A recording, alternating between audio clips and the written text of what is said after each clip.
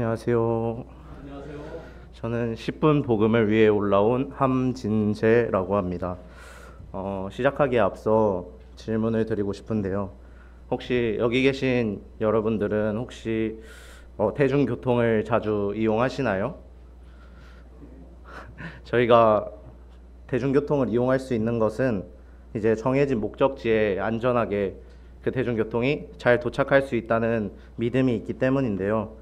만일 이 믿음에 의심이 생긴다면 한쪽은 두려워하며 떨린 마음으로 계속 그 대중교통을 이용할 것이고, 다른 한쪽은 아예 타지도 못할 수 있습니다. 오늘은 믿음만이 살 길이다 라는 주제를 가지고 함께 말씀을 나누고자 합니다. 마태복음 14장 25절에서 33절 말씀입니다. 마태복음 14장 25절에서 33절입니다.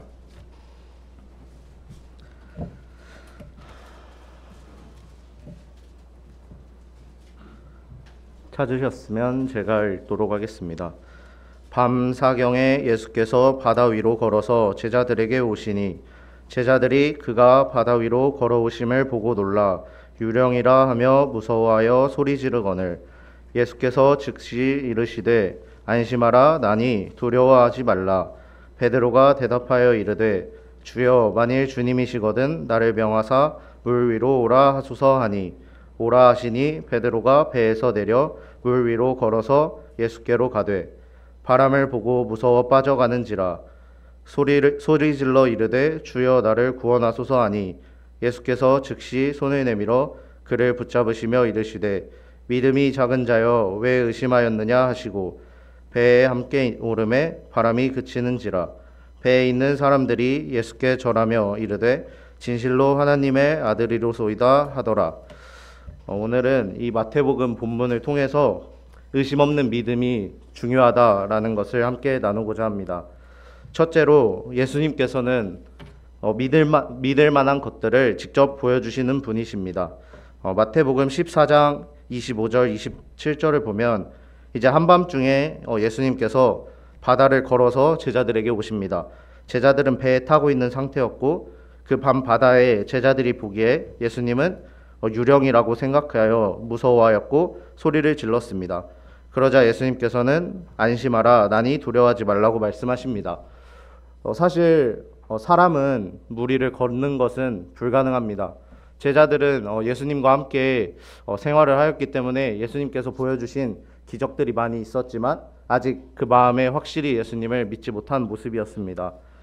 하지만 예수님께서는 직접 무리를 걸으시면서 그 제자들에게 확실히 당신께서 하나님의 아들이심을 보여주십니다.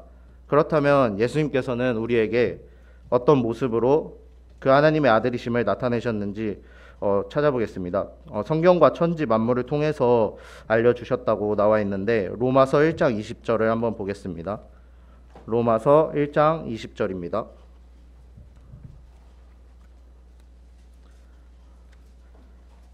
제가 읽도록 하겠습니다. 창세로부터 그의 보이지 아니하는 것들 곧 그의 영원하신 능력과 신성이 그가 만드신 만물에 분명히 보여 알려졌나니 그러므로 그들이 핑계하지 못할지니라. 그리고 다음으로 사도행전 17장 31절입니다. 사도행전 17장 31절에 보면 이는 정하신 사람으로 하여금 천하를 공의로 심판할 날을 작정하시고 이에 그를 죽은 자 가운데서 다시 살리신 것으로 모든 사람에게 믿을 만한 증거를 주셨음이니라 하니라.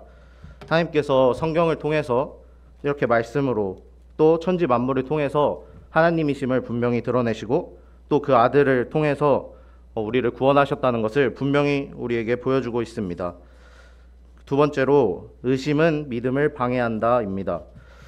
의심이 믿음을 방해하는 부분은 마태복음 14장 29절 30절에서 볼 수 있습니다. 이제 베드로가 예수님에게 무리를 걷게 해달라 부탁을 하며 예수님이 그런 베드로에게 오라고 하십니다. 베드로가 예수님을 바라보며 무리를 걸었을 때는 무리를 걸을 수 있었습니다.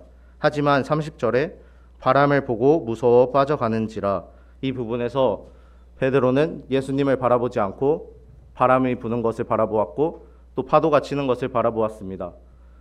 베드로는 낚시를 하던 어부였기 때문에 이전에 어부 일을 하던 사람이었기 때문에 바다가 얼마나 무서운지 잘 알고 있었을 것입니다. 그렇기에 베드로가 지금 처한 상황은 당연히 누구나 무서운 상황이었고 누구든지 의심할 만한 상황이었습니다. 하지만 베드로가 예수님을 바라보고 걸었을 때는 무리를 걸을 수 있었습니다. 여러분들은 어떠신가요? 이런 베드로를 보면서 어떻게 생각하시나요?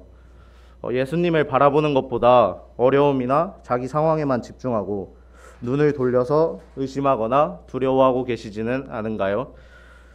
또 믿음보다는 계속 두려움이나 의심이 생기시나요? 예수님은 말씀과 같이 저희에게 안심하라 말씀하시고 또 두려워하지 말라고 가르쳐 주십니다. 또한 예수님을 바라보고 진정으로 믿고 걸어갈 때 그 무리를 걸을 수 있을 것입니다. 또한 언제나 예수님께서는 그 길에 함께 하시고 계십니다. 또한 믿은 사람은 그 믿음을 시인하고 고백하는 것이 중요하다. 이 부분에 대해서 나누고 싶습니다.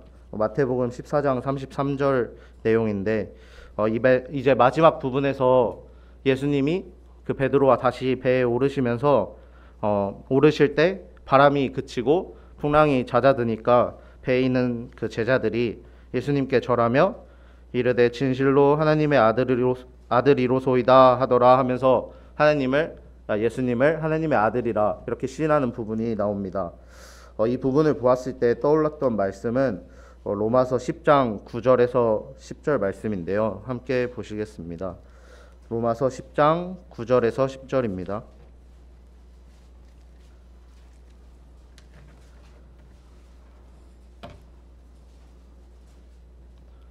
찾으셨으면 함께 읽도록 하겠습니다. 로마서 10장 9절에서 10절 말씀입니다.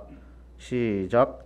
내가 만일 내 입으로 예수를 주로 시인하며 또 하나님께서 그를 죽은 자 가운데서 살리신 것을 내 마음에 믿으면 구원을 받으리라. 사람이 마음으로 믿어 의에 이르고 입으로 시인하여 구원에 이르느니라. 이 말씀처럼 사람이 마음으로 믿고 또 그 예수님을 주로 시인하는 것은 상당히 중요한 문제입니다. 베드로에게 일어난 이 일들을 바라보면서 그런 생각이 들었습니다. 베드로에게 일어난 상황은 그 상황에 베드로가 아니었더라도 누구나 두려워하며 의심을 가질 만한 상황이었습니다. 저와 그리고 여기 계신 여러분들 모두 마찬가지로 그 상황이나 그 자기에게 처해진 어려움을 바라볼 때면 누구나 두려워할 수 있을 것입니다. 하지만 그 상황이나 어려움을 바라보는 것이 아닌 나와 함께 하시는 예수님을 그리고 그 하나님을 바라봤을 때 그 두려움은 사라질 수 있습니다. 일어난 상황이나 환경에 눈을 돌리고 그것에만 집중하는 것이 아닌 그럴수록 하나님을 찾고 의지하는 것이 더욱 중요합니다.